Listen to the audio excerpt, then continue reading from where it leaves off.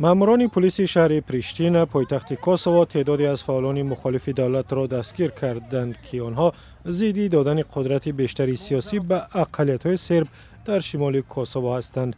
پلیس به دست 10 نفر از تظاهرگران حرکت صاحب اختیاری در کوسوو زولانه زده آنها را برد چون این تظاهرگران می‌خواستند ماشین‌های حکومتی را ویران کنند.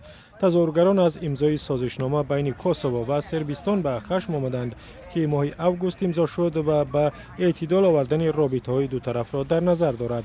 کوسوو که سال 2008 از سربستان جدا شد و خود را صاحب استقلال اعلام کرد و منطقه‌های سرب نشین در شمال کشور صلاحیت‌های بیشتر داد.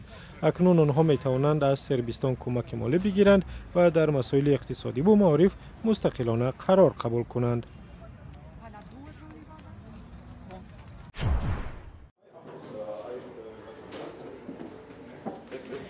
در شهر تیفلیس پایتخت گرجستان گروهی از مردم برای گرامی داشتی خاطره آنهای جمع آمدند که 14 سال پیش در حمله های تروریستی روز 11 سپتامبر سال 2001 در امریکا کشته شدند.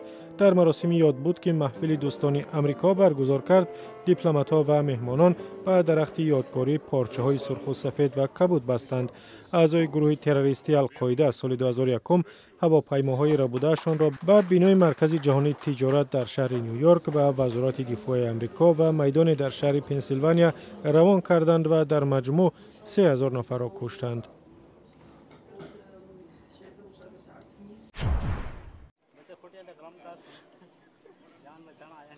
پلیس شهر پشاور پاکستان واحد نوی پلیس را با سگ‌های بویگیر تأسیس داد که هدف از آن کمتر کردن بمبگذاری‌ها در این شهر است.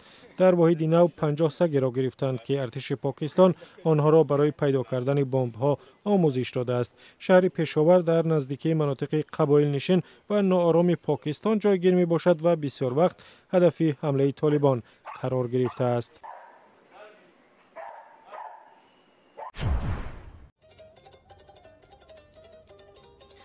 در پایتخت قزاقستان شهر آستانه 550 سالگی تأسیس اولین خانگری قزاق‌ها را با سرود و رقص تجلیل کردند. بار اول است که در قزاقستان تأسیس خانگری قزاق‌ها در سال 1465 را با شکوه و شهامت تجلیل می‌کنند و این جشن‌ها 3 روز ادامه می‌یابند. تجلیل این جشن را پاسخ به ولادیمیر پوتین رئیس جمهوری روسیه می‌دانند که بار گفت قزاقستان در گذشته هیچگاه دولت خود را نداشت. جشن و مراسم‌های عیدانه در قزاقستان روز 12 سپتامبر با راهپیمایی در خیابان‌ها و برنامه فرهنگی با شکوه به پایان می‌رسد.